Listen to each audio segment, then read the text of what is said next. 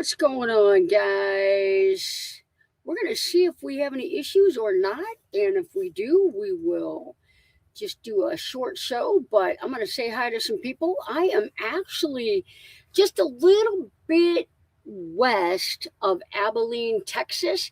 I am going to probably scoot on over there after the show and stay at Cracker Barrel. I am in a Walmart parking lot. I had to run in and get some toilet paper and so I stopped off here and gonna do the show real quick. Floss is in the house. Good to see you, Floss. Thanks for coming in. Um, she'll be back. The Terminator. Susan Scott in the house. Good to see you. Sheila's in the house. Good to see you guys. Another Susan in the house. Good to see you, Susan. Um, looking. YouTube was rejecting my comment. I said, hey, folks, and YouTube rejected it. Oh, man. Rocking with Dale in the house. Hey, everybody. YouTube's not working that well. Resting on the floor. Good to see you, Tracy. Thanks for coming on in. I was watching another live. They had the same problem. Let me scoot ahead. Somebody tell me if I've got good audio, good. Somebody tell me I couldn't access live on Johnny's page, but come up on my laptop. Somebody tell me if they can hear and see me fine. Ellis is here. Good to see you, Ellis. Folk of the Forest is here. Good to see you. Helen Michaels here. Good to see you. Tell Twilight I said hi. Somebody, all right, we got good audio, good video. I don't want to sit here and talk to myself for 20 minutes, 30 minutes. Hey there, hey Floss, hey Dale, hey the rest of y'alls. All right, Nuts in the house. Good to see you, Nut. I think I'm pretty caught up. We got 37 people in the house. Nancy's in the house, all good. Hear you and see ya. Twyla's in the house. Twyla says hi too. Yay! Desert Deb saying hello. Kathy saying hi. Mary saying hi. Oh, NG Thread good in the house. Good to see you. I haven't seen you in a long time. Good to see you here. All right, guys. Oh, Michelle is in the house. Good to see you, Michelle. I am traveling. Jackie's in the house. Good to see you, Jackie. I am traveling. I left San Diego right at the Tijuana campground yesterday morning, and I drove probably about 400 or so miles yesterday, 450, and I met up with Desert Adventures in Arizona. I had dinner with Stephen Oakey, and then drove for another, I think about 150 miles, and stayed. Where did I stay last night? I don't know, somewhere outside of Tucson. But when I woke up this morning, I had about 1,400 miles to go, and I am down to. I think I'll be under 800 by the end of the night. So still got a bit of driving to do, but probably about 50 minutes before I get to Abilene, Cracker Barrel, and it's on the other side. I like at night getting to the other side of the busy town so that when I wake up in the morning, I am not caught in that morning traffic. Love to do that. Buenos noches. I tell ya, I have been listening to Spanish YouTube videos. Zeb is in the house. Good to see you, Zeb. I've been listening to Spanish YouTube videos for the last 2 days. We are going to take a 45-day trip next year to Baja instead of 15. We were about 14 days. Next year, it's going to be 45. So we have decided that we are going to learn some Spanish, and we're going to do some Zooms once a month and talk in Spanish on the Zoom. The same time frame that I have my Patreon Zooms, but it'll be just the Baja crew getting together, trying to talk some Spanish so that we are responsible tourists and know what we're being talked to about. Exciting. It is exciting. We had an amazing time. It was me, Nancy, Judy, and Dave. Sean came down at Ensenada, they turned around and went back to the U.S. He wanted to go to Bisbee and some other places. So, it was so cool. No issues with missing forms. Amen. So, for those of you guys that, did I even share it? I think I shared it on my Zoom. We ended up not having FMM documentation stamped. So we had to, we got a little cash out just in case we need to bribe the guards, but it ended up that we didn't need it. We were never asked for our FMM papers. We will never do that again. But we, anyway, so it was, we got very, very lucky. And coming across the border back into the U.S., they didn't even search our vans. They didn't take our eggs. They didn't take anything. They took our passports, asked where we were going, and said adios. So super sweet deal at the a dog walked around our van, and I look innocent. Look at this face. I look innocent. So I loved the whales. Oh my gosh, Dale. I loved the whales. It was so incredible. I actually, when we're at La Bufadora, I was actually kind of like watching over the cliff and was seeing them before we even got down there. So I knew we were going to have good luck down there. And it was so cool. Cheryl's in the house. Good to see ya. Deborah's in the house. Good to see you, Deborah. But for those of you guys that don't know what I'm talking about, when you go into Mexico, you're going to plan a trip to Baja. We knew that you needed FMM paperwork. It is just a federal form. It's, if you're there less than 7 days, it's free.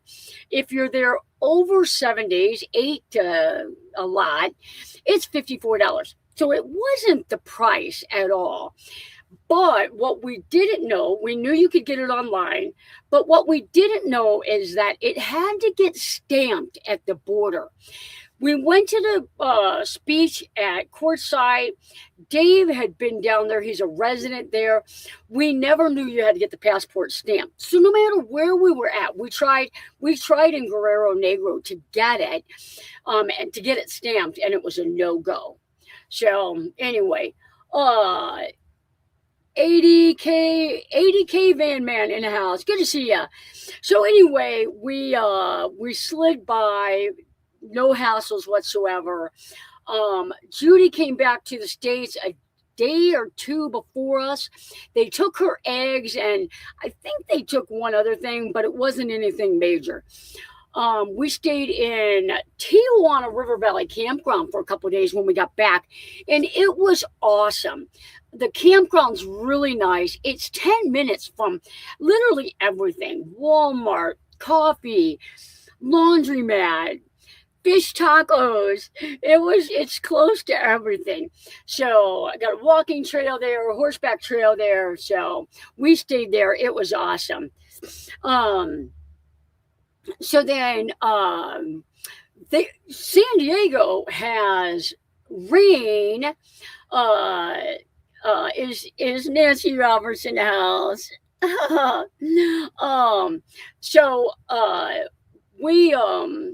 We were going to go up the coast, but for those of you guys that are in California right now, you can confirm that they are all getting pounded with rain. And I drove, oh man, at least 90 minutes, maybe longer, in horrible windstorms. And if you've ever been driving and just like a tornado alert, it went off on my phone, high winds, dust storms. I'm not kidding you. I got footage of it, and visibility at times was one car length in front of me. So fish tacos, oh man, my new love life is all about tacos. It's all about fish tacos. Oh my gosh. Hola, mis amigos. I can't even say it all. Somebody copied and pasted. But I did get a notebook while I was in Walmart, and I'm going to take Spanish notes, and it says Baja 2027 on it. Um, um, uh, I am gonna try it. I am gonna try it. I was gonna say no understand audition in pero not important audition estimate. Wow, front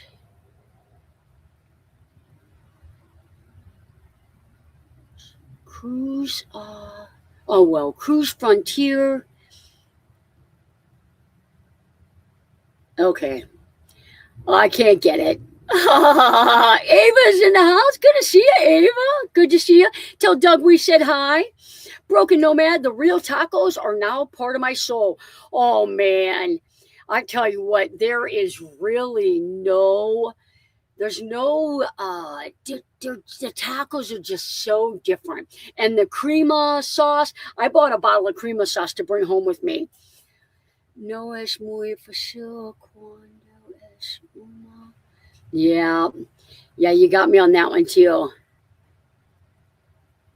Not as my condo. Yeah, no comprehend. Yeah, yeah, right. I'm getting pounded with rain here in Southern Cal since yesterday. 2 more days to go. That's why we just left. My friends and I want to cross the border. Okay, we can't complete the forms, but nobody cares. This is my audition. Oh, hello, my friends, and I want to cross the border. Okay, I think he just interpreted. I think he just interpreted hers. That's awesome. Just got on. Rainy Joe Me. Good to see Rodney Bowen. Grace is heading to San Diego tomorrow. Flying is the way to go. San Diego flights were actually not landing from the coast. They were taking off and I think landing from the Tijuana side because the fog is unbelievable. I'm calling for a taco cooking show. I know, right? Oh, man. Crazy question. Can grandma do van life with her grandbaby? Give me some ages. Give me some ages of that grandbaby. No, remember the first time at your shop I told you I just started Duolingo. Remember Gloria and Denny? He was, like, hey, 15 minutes a day. Oh, there you go. Yep. Entiendo Espanol. Oh, man, I'll go with you all next year. Woot, woot. We used to cross the border every weekend while I was stationed in El Paso. Lots of great memories. But you couldn't pay me enough to do it now. I will tell you, we had zero problems down there. Zero. It got to the point where we were so comfortable that the one night I was like, oh, I didn't lock my van.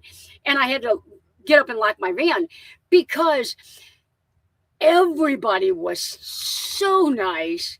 And we were thinking about canceling in the beginning because there were several people that did cancel, but they're so happy to see tourism and having us buying some tacos and spending a little money. It was no problem whatsoever. Is a Nissan Envy a good van to convert? They are, except the Nissan is discontinued. So they've got a fabulous warranty, but are you going to be able to find parts if anything happens? So the conversion part of it, no bueno. No problem. No problem. I think that was no good. No problem. But if you ever have a motor issue, now you got to figure out where you're going to get parts to fix it. That is the only downfall of the Envy. So hopefully you wouldn't need it, though. Nissans are good vehicles. I had a Nissan Titan for a long time. Baja is 100%. Baja is way different than Juarez. 100% 100%. Baja is 100% different than anywhere inland. Now, Algodones, everybody down here goes to Algodones, but right across the border. And if you're just going across the border, you're going to be there less than 72 hours. You're not going over like 50 miles. You don't need FMM at all. So no problemo. Baja's way, yep. Baja's way different than Juarez. I've actually been to Juarez. My sister was stationed in El Paso. She was Army. She was either, at that time, I think she was either Army or Army National Guard. But she was in El Paso, and we went to Juarez. In other words, no to Nissan. Well, again, like if you're a mechanic and you have no problem working on cars or have somebody that's good at working on cars, but just be aware they've got a fantastic warranty, but what could happen, and are you going to be able to get those parts? So otherwise, I've got a couple of friends that I've worked on 2 Nissan Envies, and they've got that weird front end. It's like, looks like a truck, but to each their own. And it's a little bit smaller, a little bit lower to the ground, an easy build out. I don't know if I would put 2 people in a Nissan Envy. Not sure about that. I'm sticking to the U.S. for my travels. There's plenty to see in my own country. Amen, amen, amen. Yes, that's the way I took that too. Ford, then parts everywhere. We used to go surfing past Ensenada many years ago.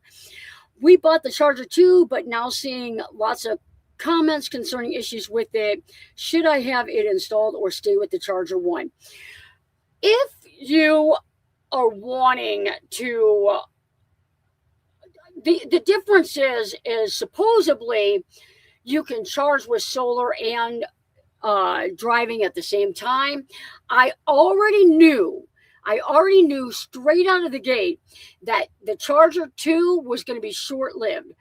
If you can return it, it may not be a bad idea, and wait for the upgrades. That is exactly what I was talking to Patty and her cousin about. They bought the RV5, and I feel like it's too early. Her cousin already had a humongous issue with the RV5 that could have been bad. And these things, they're going to tweak them. They're going to get them ready. And the other thing is anybody that got the Charger 2, if they ever like, oh man, this is an issue, they're going to upgrade you. They're going to upgrade you. You're probably not even going to have to send the other one back in. But, yep. Love the whales. I loved the whales. I actually am taking something home to my daughter. I don't know if I showed this to you guys yet or not. Did I show you guys this? You can kind of tell how big it is by my hand. I've got pretty small hands. It is a dolphin vertebrae. Somebody found it and gave it to me on the beach. How do you ground your solar panel system? I don't. Mine goes straight into the Bluetti. You don't have to. You'll take your solar panel into your solar charge controller. Your battery system itself will be grounded. How do you run from fuse block to Bluetti, that wire? The Bluetti to the fuse block, it depends what Bluetti you have. If you've got the AC200L, you need the D40. If you've got the AC200 or the 300, you need that aviator plug. I've got several videos on how to wire the Bluetti to a fuse block.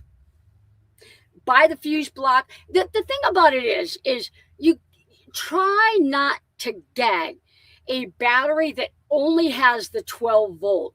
You really need a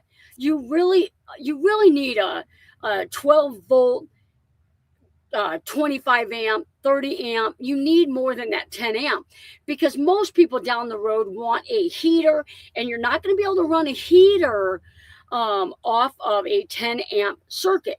If you've got a refrigerator and puck lights on a 10 amp circuit, cigarette lighter plug going to your fuse block, when you hook a water pump up to that, every time your water pump goes on, if your refrigerator is cycling, the compressor's on, you're gonna blow your fuse. You're gonna trip your circuit. Tommy's in the house. Good to see you, Tommy.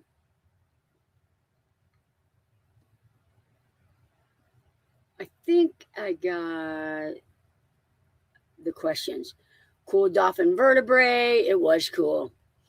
I got that, and then a friend of mine gave me a starfish, silver dollar. It's a huge one.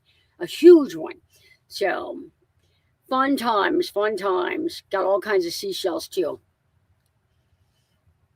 Yeah, I would. For those of you guys that already got the charger too, I wouldn't. Don't beat yourself up. Use it like you do the Charger 1 at least. Sand dollar is cool. I love it. Reminds me of Joshua Tree. That happened with the heater and fridge. Couldn't find the fuse. Yep. Yeah. It'll 100%, trip your breaker, blow your fuse. You got to have a DC output greater than 10 amps. I have talked to Vicky about hers. Oh, yeah. How'd that go? How's her battery doing?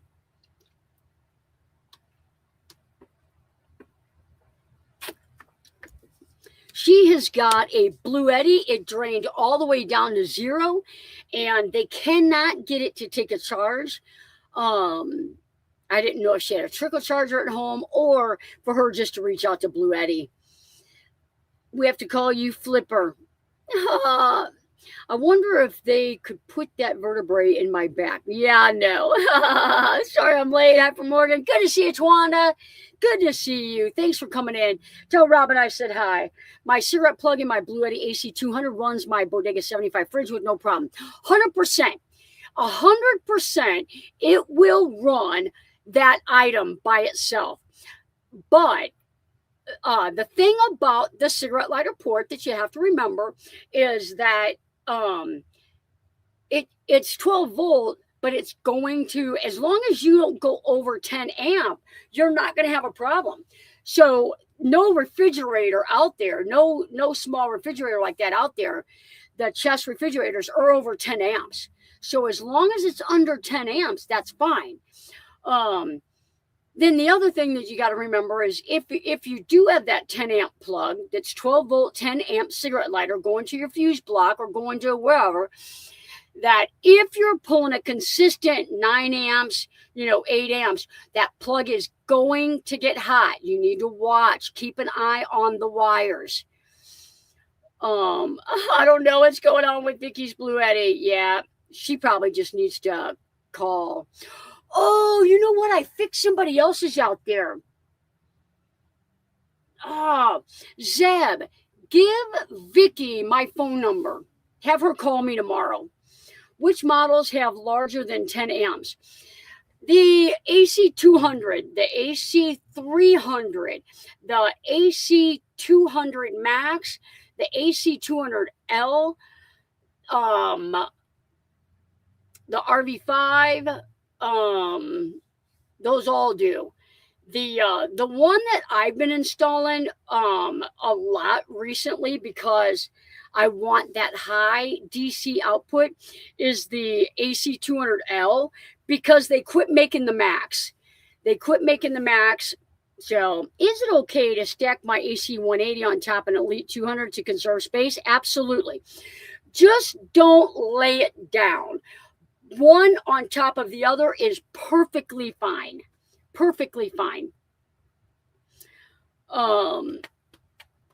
And if you're using a dual system like that, the Bluetti Elite 200, the AC output, the AC current is very efficient. It is more efficient than the DC current. That doesn't happen. Always, hands down, DC current is always more efficient. The Elite 200 V2, they made that one for road tripping. They know a lot of people on road trips have outlets. They've got 120 volt items that they want to plug in. So they made that one very, very AC efficient. How did they do that? I didn't tear the thing apart. So if you've got the AC 180 and you've got the Elite 200 and you're using one for DC current and one for AC current, use the Elite for AC current and use the AC 180 for DC current. I just got the Elite 200 not too long ago. Didn't pay attention to that. Yeah, the Elite does not have, it has 10 amp output. Here from Florida, Ursula a Knight. Welcome in. Yeah. And that's the thing. Here's the thing though. Anytime you get a battery like the Elite, the 180, these are fabulous batteries to have in your setup. So like I know Tommy's got a big electrical setup. Her Elite is like a backup or a second unit. Maybe she uses it for computers or whatever. It is a good unit. I love the Elite V2. I love it so much. I wish that DC output was more than 10 amp.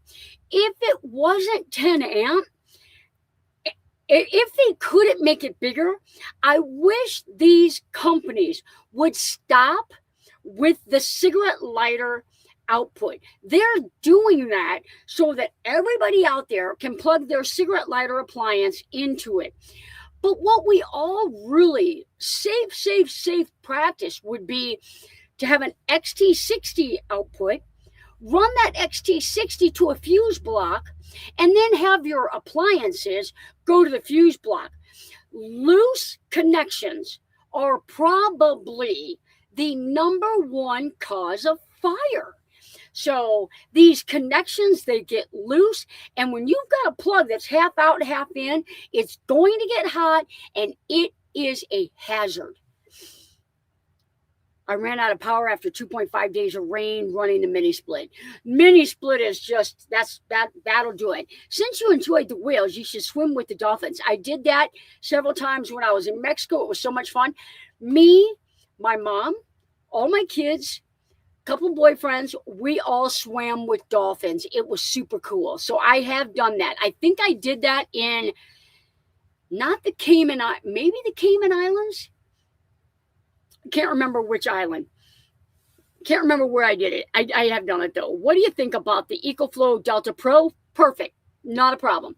The EcoFlow has an Anderson DC output. It is, that is a solid connection. I am perfectly fine with XT60, XT90, Anderson, Aviator. Those are solid connections. You're not going to have a problem. Do you know anything about the Vitamin solar generator? I do actually. Vitamin actually sent me one to try out. I had an issue right out of the gate with it, and they said, send it back and we'll send you another one to try. I never got that. They never sent me one. So I do know some people that have it. But yeah, mine, it discharged. I did a discharge test on it. It discharged and would not charge back up. So, but there's a lot of companies that make these off-brand Chinese power banks, and there's nothing wrong with them. All Powers, Vitamin, there's all kinds. But yeah. Just like they're in the competitive market. They're trying to become competitive. A lot of the Vitamin, All Powers, you're talking about a lower capacity. You're not going to see those with 4,200 amp hours. You're not going to see those with, 3,000 watt inverters in them. I will tell you this. Convolt sent me a battery to try out. It's 4,200 watt hours. It has got 120 amp DC output. That I have never heard of one with a 220 volt DC output. I can run my air conditioner off of my power bank. That does not happen. So that is going to be something that we see a lot of. Now, I am 100% having some issues with mine. I am in communication with them. And just like all these other companies, just like Bluetti, EcoFlow, Jackery, Anchor, in the beginning, they gotta tweak stuff. You gotta make it better. Pecron runs a DC output at 30 amp with the XT60, works amazing and great customer service. That is what I want to hear. That is what I want to hear. Pecron is I have heard of them. I've heard of them by several other different people. And again, 30 amp DC output, that is exactly what you need. Hook that up to a fuse block, and whatever you've got in your rig minus an air conditioner, you're going to be able to run. Come to Clearwater in the spring. I'll take you swimming with the manatees. I've never swam with the manatees. The water where the manatees are always looks so clear. Yep. I always worry because I have taken care of some people that swam kind of like I think it's on the Gulf side, and have ended up with some bacterial type wounds, and because they've got a scratch or something, and then they end up with like a bacterial infection. So I'm always hesitant about swimming in the Gulf, although I do get my feet in the water when I go to Panama City Beach where my daughter lived there. I ain't gonna lie, when I saw that whale leaned on that boat, I love that. Yep. Bucket list item. You need a wetsuit because it's pretty cold when they come to have babies. That would be so cool. That would be so cool. I've got some friends that was on her bucket list to see the manatees, and she was down there, and I think last week she saw a manatee. Those of you guys that know the couple that work at Fred Rock Campground, they are down there and they saw it. Even Harbor Freight has joined the party. Yep.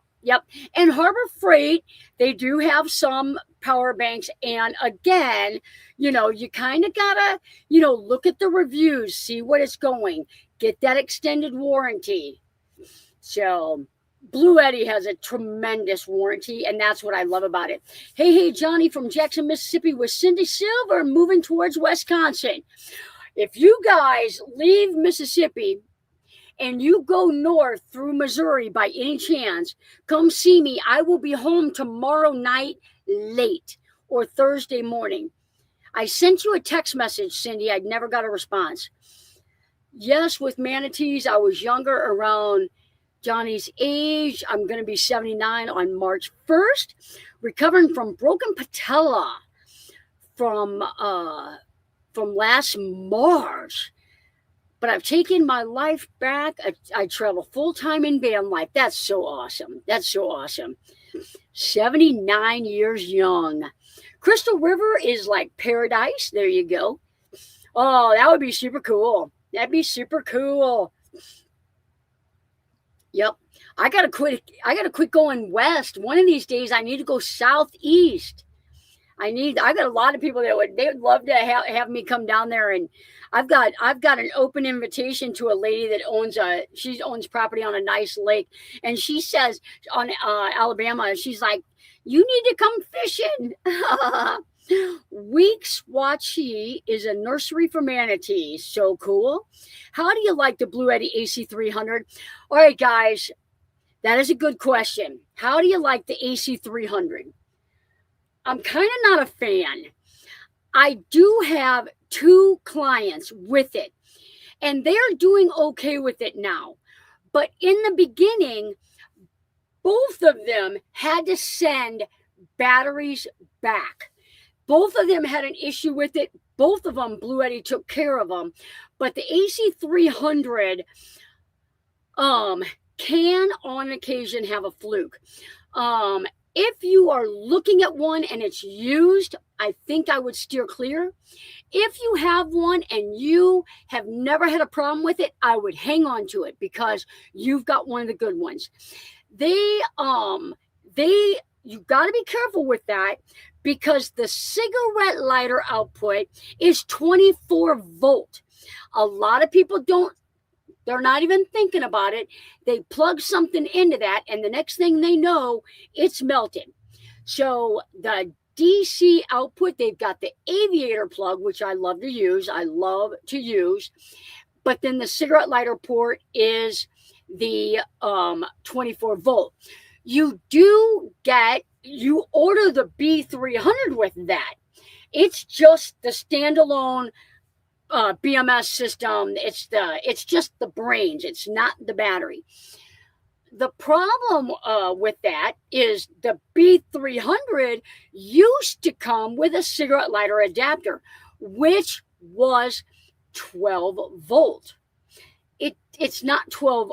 It doesn't. The B300K does not have DC output anymore. It's not standalone usable. It has to be with a system. And I hated that they did that, but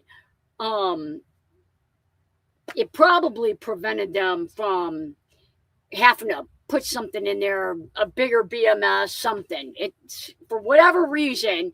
And it was probably had something to do with all the problems that they were having with the AC300. I just had to send mine back, brand new, and screen won't come on.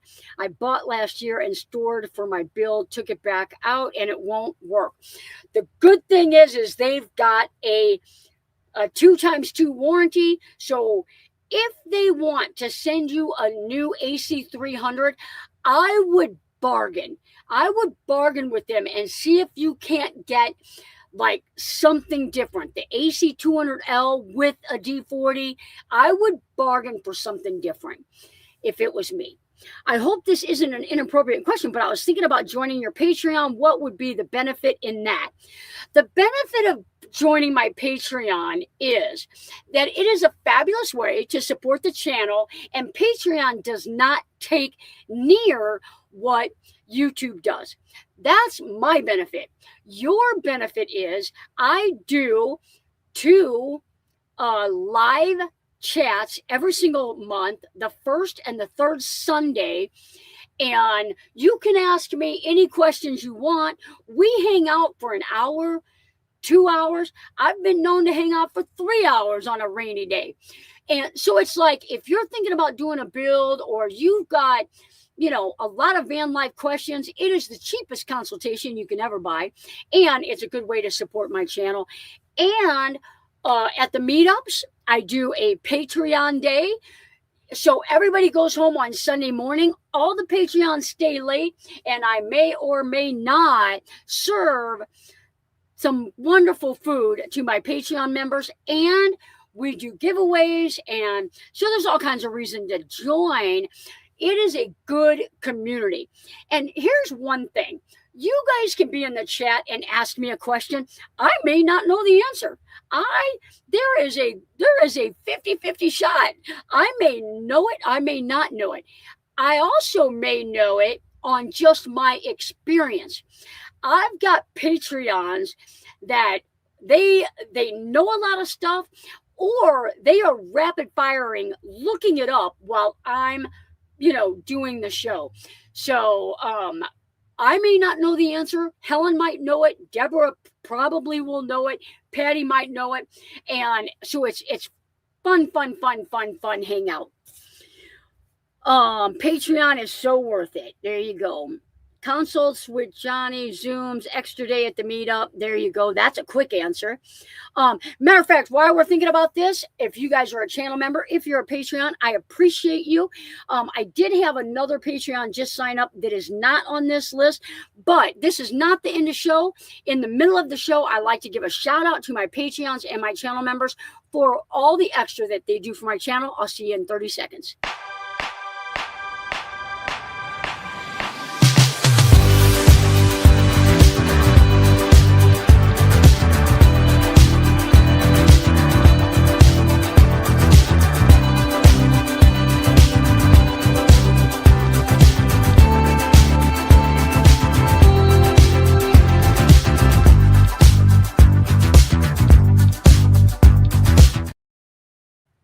All right, there you go. I see Patty Augustine in the house coming in. Helen won't know. Helen won't know it. She might know it. Jill's in the house. Good to see you, Jill. Johnny continues her channel for the van life. Yep. That is a good answer as well. Simply Me Journey. Good to see you. Zeb is in the house again, coming back in.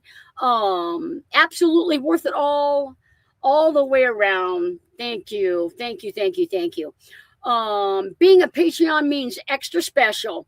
I do allow my Patreons to come up to my shop before and after the meetup. Sometimes they need a swivel seat installed. Sometimes they need, and my Patreons typically get first shot at my time when I have it. So they do get a little bit of extra. I try. I give them pictures every now and then. Yep. Sometimes when I'm going through a life event, they know first. I'll reach out to them and let them know what's going on. So they're not like, what's going on? I do a little bit. I try and put stuff out there, and I'll do good for a little bit, and then I slack back off. But I can tell you, I was just looking to join somebody's Patreon, and they have not posted. They've got like 900 and something members, and they have not posted on their Patreon page since 2022. So I feel like I do give my Patreon members a nice little I'm gonna sneak at your shop in there. There you go. Yep. There you go. Being a Patreon is well worth it. Thank you guys. Obviously, these are all Patreon members that are shouting this out right now. The thing about my Patreon too, there's a lot of Patreon channels out. There's a lot of channels out there that have Patreon, and there's like a $3 level, a $5 level, a $10 level, $20 level, whatever they have. And you get, like, if you're a $3 member, you get this. If you're a $5 member, you get this. My channel, my Patreon members, I know that each one of them do whatever they can to be a part of, my journey, to help with my journey. Whether you are the lower tier or the top tier, you get the same. The only group that gets anything different is the top tier. They get one 1-hour consultation a month. Ask me how many of those people have done it, because they are that tier because they want to, not because they're building out a van. And half of them I would call and talk to you anyway. Love being a Patreon, but I haven't caught a Zoom in quite a while. Need to do that soon. Yeah, you do. Let's see here. What's your opinion on a 2004 E250 extended, like Chrome's first van, but has a high top? I'm fine. I am 100% fine with a E250 GMC Savannah, or any of those conversion type vans. I think that a lot of those can be very, very doable for a lot of people. I had a Ford E350 or E250, and I could not stand up in it. And that got to me after a little while. I wanted a van I could stand up. If it has a high top and you can stand up in it, I would 100% have no hesitation in doing a build in a E250. None at all. There you go. You sure did. Mel Dart, this is my newest Patreon member. I joined Patreon last week, missed the Sunday Zoom. You know what? I have a lot of Patreon members. The Zooms typically consist of about 12 people. Sometimes we'll have 15 in there. I think one time we've had 16 in there. Not everybody needs questions answered.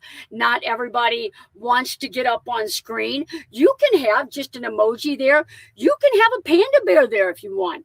But everybody has a different reason for being a Patreon member, and you do you. That's what I always say. And if you're not a Patreon member, if you're not a channel member, and you're here every week supporting my channel, I love you just the same.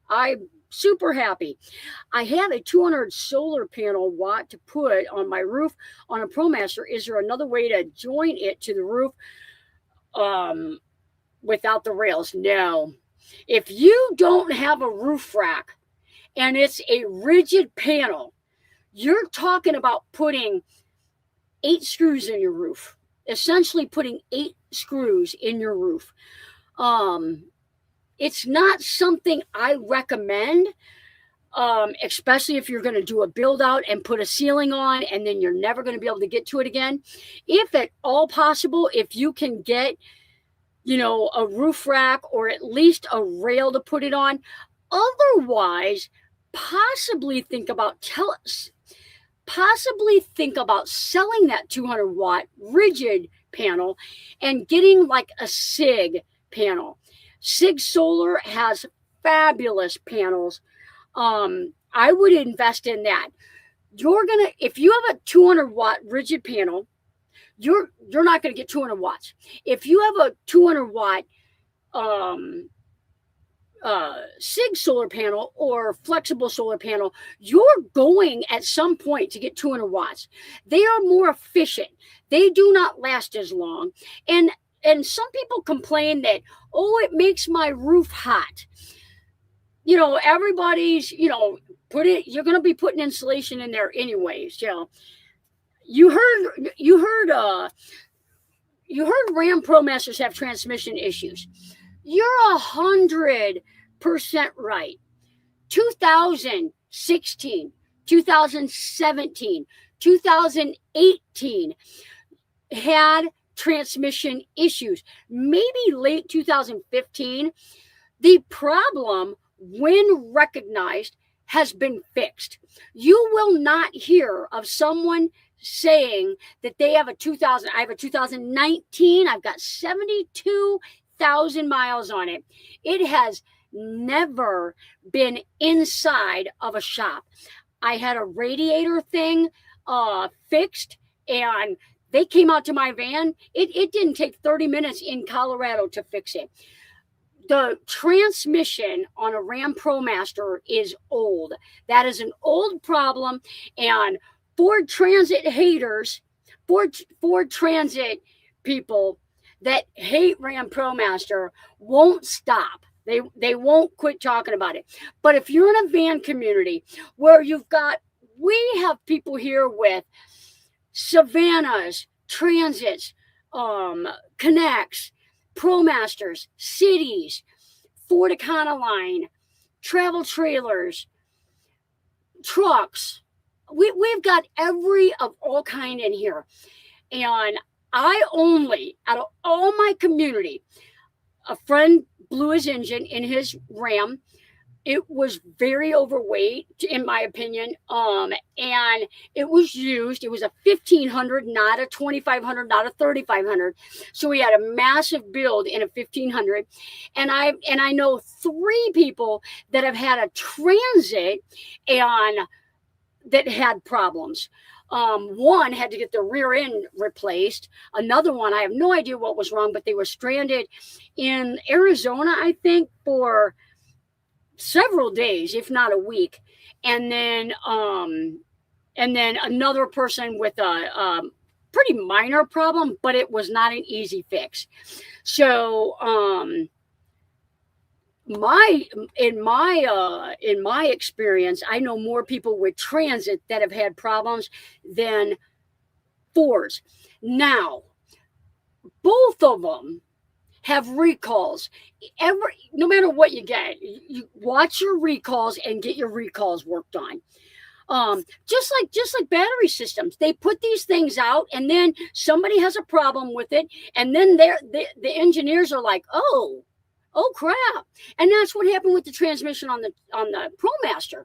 It was like a 35,000 mile thing. So until people were getting 35,000 miles on their van, Ram had no idea it was a problem. And how many years does it take you to get 35,000 on your van? My van's a 2019 and just hit 71. So Ram immediately fixed the problem when they it became an issue. They're like, oh, wait a minute, we've got all kinds of these out there. So yes, you're right. Our other van is a 2004 E250. There you go. I'd 100% build that out. I made my roof rack out of Unistruts, 100%, 100%. The only time, and you can do it with Unistruts. The Ram ProMaster has T-mounts up there. You can buy just the T-mount brackets from Munaka or from anywhere else, probably Van Outfitters. Transit has the receiver, the threaded receiver. You can buy the mounting hardware from that and then build it out of whatever you want. Unistruts, whatever. All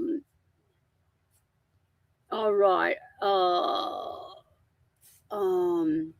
When people ask me all the time, what should I build on, a Ram ProMaster or a Transit? I mean, 100%. What kind of a build do you want? Transits are narrow and tall, Rams are wider. If you're 6 foot tall and you want to sleep east to west, I'd get a Ram. If the Ram is front wheel drive. It's whatever. Both the Sprinter and Transit have issues. Nothing's perfect, 100%. One reason I like the women-only groups is because the men talk so much smack. When I come to vehicles, the bus forums are ridiculous. Here's what I'm going to tell this to you guys. There's 70 people in here. I am begging you guys to do a favor for me. If you ever go into a group and somebody's asking a legitimate question and the comments are just ripping them apart. Like, as a community here, if we can't help, then just stay quiet. You don't have to respond to everything. People are legitimately using social media to try to get help. Where else are they going to go? They've got questions. You take it into the dealers won't even look at it unless you give them $300 an hour, and then they've got it for 6 weeks. People come here. They come to forums for help. And when people make responses the way they do, it makes me sick. I'm asking my community to be better, to do better. I wouldn't anything lower think I'm a pack rat. Oh, absolutely. If you want a full build and you're like, you know what, that might add up, that weight might add up, get the 350, get the 3500, go big right out of the gate. But I can tell you, if you get the Transit 150 and you look at the GRWS, it's pretty high. It's surprisingly high. Have a Savannah van with 165,000 miles debating on buying a new ProMaster? That's a tough one, because if you've ever talked to anybody that's got a Savannah, these mechanics, it's not unheard of to get 300,000 miles out of some of these vans. But just like anything in life, just like our bodies, you take care of it, it's going to do you good. You don't take care of it, it's going to wear out early. So if you're taking care of it, do it. Here's my thing. If you've got a van and you're like, man, I wish I could stand up. Man, I wish I had just a little bit more room. If you're thinking those thoughts and and a month later, you're still thinking those thoughts, I'd start looking, because like life is short. Life is short. And if you can do it and you can afford it and you've been thinking about it more than just a couple of times, it's time to do it. It was hard for me to gut my van. But after I thought about it and I'm doing these builds for my clients, I was like, I want to have what they have. So if you're happy in your Savannah, you can stand up, you don't have any problems with it, you're just worried about the miles, keep an eye on the van. if you've got a good mechanic, have him look at it, before you take a long trip every year, and you're good. And you're good. There you go. You guys are good, no smack. I love that. Doot Johnny's Gems. There you go. We fixed our E250 up for traveling. However, standing up is so much better for us old people. Our Ram ProMaster high roof is the best. That is the number one. Because I'm telling you, when you can't stand up, it can get old fast. There is a lot of people out there that could care less about standing up. They do perfectly fine in their E250 or their ProMaster City or their Transit. You do you. If you're fine and you thought about it when you were looking, but you bought a Transit because Lulu's got a Transit, you or City, you do you. Yeah. But if you're thinking about it, and you're thinking about it, you thought about it last week, you were at a meetup last month and you were thinking about it, it's time to maybe write the pros, write the cons, look at your budget, look at your retirement fund, and pull the trigger. Good to know I was set on ProMaster until I started hearing that, that I like, starting hearing that I like the low entry and turning radius of the Ram. 100%. My number one as a builder is that underneath the van, you have so much room for stuff. And that's why these companies build on the Ram chassis. But here's the thing. I got a lot of friends out there with Transits. Sean's got a Transit. Patricia and Kurt have a Transit. Stephanie's got a Transit. They're perfectly happy. They're perfectly happy with their vans. There is nothing wrong with either one. A lot of it is really, how do you want to build it out? What's your design? That kind of thing. The Transit slopes in front. That's hard. It is. You're not going to get 800 watts of solar on a Transit. Did I get 800 watts on a ProMaster? Yes, I did. And that might be important to someone. Michael made mounting brackets for our Ram ProMaster. He got the idea from a Canadian YouTuber. Absolutely. Tommy took on a huge project. She's got a bus. She's got a big purple bus. Congratulations. The 2022 is probably out of my price range. Thank you for that. It's heartbreaking to see how people can get discouraged from the way some people respond, making groups. It is 100%. Somebody cut their window too big, their hole too big for the window. And obviously the husband is just beating himself up. And the wife puts on the Facebook group, any suggestions. The comments were ridiculous. They're just, I said, I am the owner of Midwest Van Builders. Bring your van to me. I'll fix it for free. It makes me sick to see these comments. I'm sure he's beaten himself up enough. Reach out to me. We'll fix it. It's non-productive. It's non-productive. Drive it till it drops. Oh, and there's another one. She has a Transit. Happy with her Transit. Absolutely. High roof, I love it, and it drives great. 2022 Ram. Does the super high Ram ProMaster 35 have an increased suspension to increase the? It has increased suspension. The GVWR, swore there was an S in there. The I think it's still like 9,800, but one of the things with the super high that it has, because it has that beefy suspension, it's got the anti-sway.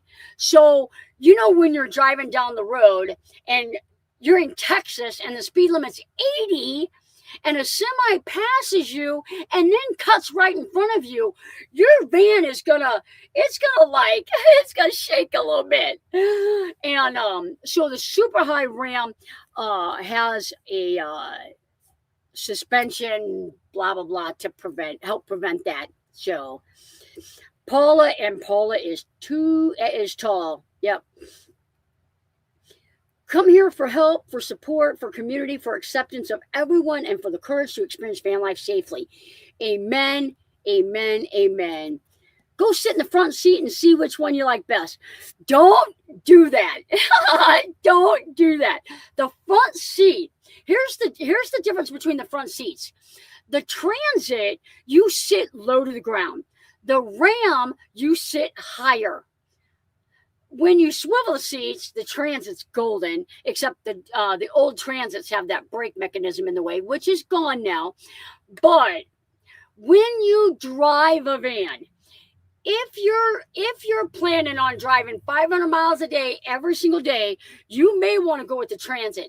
Transit or Sprinter. Sprinter is the most comfortable to drive. Transit is the second most comfortable to drive, and Ram is the third. The bucket seats on the Ram are not the greatest, I guess. I drive 600, 700, 800 miles when I'm out. I don't have a problem, but I do know that the seat comfort on the Transit is better than the Ram.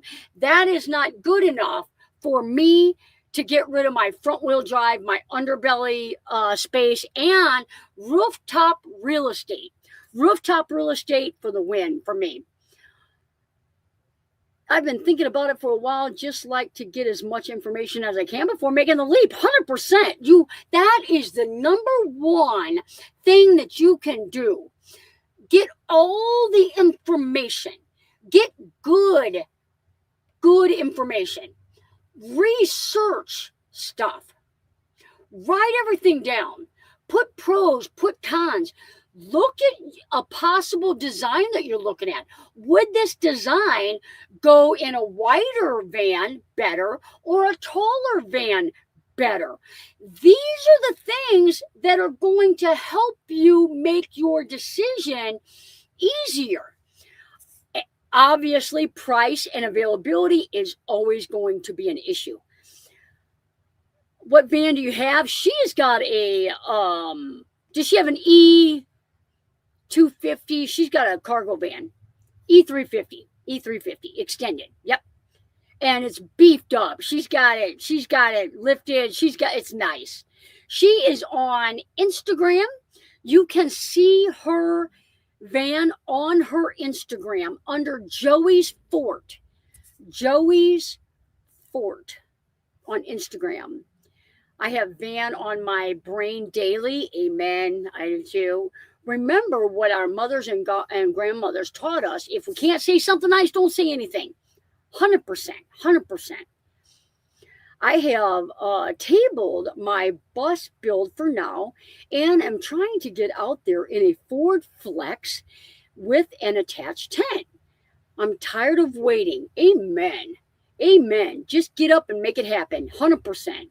And I'm telling you, if you start out in your Ford Flex, you're going to get better at your comfort level of staying places, cooking off grid. How much power are you using off grid? You're going to learn a lot of valuable information by whatever you have. Get out there and camp in it. Have you hooked any electrical things to the auxiliary switches in the Ford? Are the switches only 12 volt? They are 12 volt. And the problem with auxiliary switches, some things, there are some like cameras that need 5 volt. The Starlink Mini needs more than 12 volt. It depends. You need to check the voltage on the auxiliaries. And are you talking about this CP1 post on the side of the seat? Transit has posts on the side of the seat. There's like 3 of them.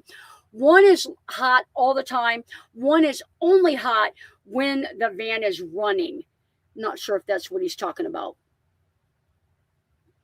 They're great cars. Mine is all-wheel drive. All-wheel drive is tremendous to get started in.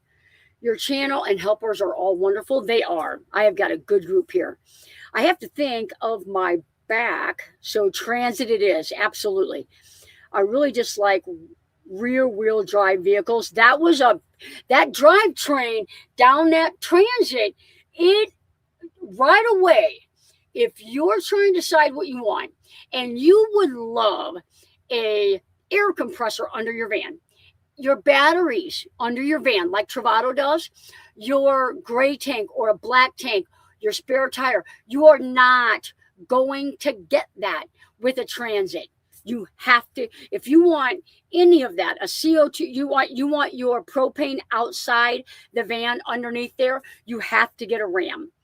The Transit, you might be able to get a small cylinder on the passenger side. I don't know, depends what kind of running boards you get, but the Transit is very hard to get. You've got to use a special gray tank. Yeah, so it's a nice gray tank though, 16 gallons, fits perfect. If you want a city driver, it would be a ProMaster for sure. I wish I had all the information before I made my purchase. I live in my car for 3 years. There you go. I'm toying with the idea of replacing the driver's seat on my Transit. Yeah. I know somebody that replaced both of their seats. You almost have to. I'd be afraid to do aftermarket. I would almost go through a dealer. For that. The Flex is the boxy one. We laughed at its mom and dad's at the 2000 toaster. I'm living in my suite now. Just started last October. I'm really new to this. Swivel passenger, yes or no, and driver swivel, yes or no. It depends what van you have. Passenger swivel, yes, 100%. It opens up the van so nice. If you've got an old Transit that's got a brake in the middle of it, it's a hard install. You guys call Midwest Van Builders. If you have something right behind the driver's seat, how often do I swivel mine? I hardly ever swivel mine. I have an office right behind mine. When I'm at my shop, I will swivel it. But a lot of people, depending on their setup, if you're not stopped for, days at a time, a lot of people, they swivel that passenger one, and that's good enough. But definitely swivel on the passenger. Very, very, very, very, very worth the money. And anybody that needs a swivel, I do get a discount from Euro Campers. They've got the Scopima swivels. So I think the Ford Flex would be a great choice. It's boxy, which is great for great room and fitting things in. Yep.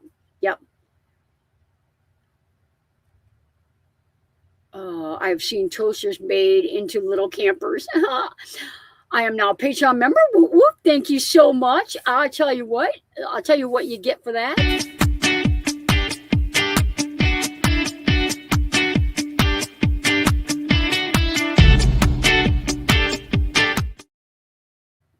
There you go. Lisa in the house. Good to see you.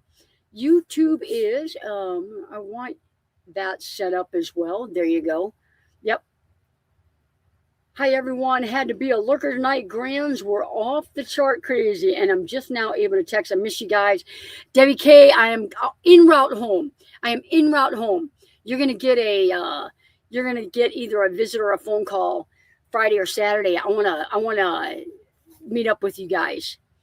I need my St. Louis friends fix. I think I've watched them all, got some great ideas, like using gutter guards as windows. There you go.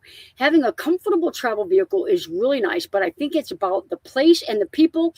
If your rig is perfect, simply and go anywhere. Yep, it is about the people and I relocated my e-brake for the driver's swivel, game changer. I've done that too. Yep. It takes time organizing a tiny space. It 100% does. Depending on your height, you can swivel the passenger seat and put your feet in the driver's seat and nap. Absolutely. 5 feet wide. I don't have a van. I have an E350 diesel shuttle bus. The chat is giving me van envy. Oh, we're sorry. I love my swivels. I have a dinette, so both swivel. Absolutely. She's got the Travato. It's a lounger with the footstool. 100%. 100%. Off to bed. Stay safe, everybody. All right, guys.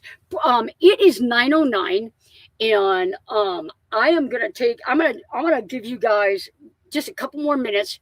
We'll shut it off at 9:15, since people are still talking. But I'm gonna drive for another hour tonight. So you got about 5 more minutes to drop any other question. We're going to cut this at 9:15. Guys, those of you that are new here, we do this live every Tuesday at 8 p.m. Central. I love it when you guys have questions and I don't have to talk about ice cream, because I kind of look like an addict when we don't have van live questions. People think I'm addicted to cobbler and ice cream, and it gives me a bad name. So I love the questions. Safe travels, safe travels. Thank you guys. Thank you guys. Thank you guys. I am heading to a Cracker Barrel. That is typically my go-to place. I stayed at a Love's last night. It was a little noisy, but not too bad. Ice cream. Somebody turned me on Tillamook ice cream, and now I may need therapy if I ever give it up. I may have withdrawals if I ever have to give up my Tillamook ice cream. It is so good. Sugar addict, yep. There are worse things that I could be, but I'm getting better. I'm getting better. Johnny the ice creamaholic. I cannot deny it. Ice cream factory in Oregon. Oh man, I gotta go see that. Guys, real quick, if you guys are interested in the meetup, it is September 18th, 19th, and 20th. Patreons get to stay the 20th. They check out the 21st. It is $60. My Patreon or my PayPal link is in my regular videos. The electric sites are gone, but if you want to come, there's extended stay places you can reach out to me about. Go to Fred Rock Glampground and check out the campground. There are teepees, there's domes, there's campers. You can car camp if you do not need electricity. It is an amazing time. We do open houses so you can walk through vans. We've got like 22 people already signed up, and it's not till September, and that doesn't include couples. So it's a good crowd. We normally have about between 50, 60 people there. It is a fun time. So, all right, guys, what we got here? Safe travels, safe travels. I'm living in a 288 tiny cabin. I can meet up in Tampa Bay. I'm excited for the meetup. Absolutely. Still waiting for you to come to Oregon coast. I'm coming. Be safe out there. I want to get signed up for the meetup. I'll email you soon. That's perfect. Carol's in the house. Good to see you, Carol. I hope I can meet up this time. Awesome. It is a fun time. Ava and Doug came. They were truck camping. They had a good time. I think that year it rained. It made it a little bit miserable for some people. Will there be a place to get more specific info about the meetup as it gets closer? 100%. There will be a Facebook group. I will send everybody that has paid an invite to a Facebook group. Sometimes, if you do not have a Gmail account or we are not friends on Facebook, it does take a little finagling to get you in the group.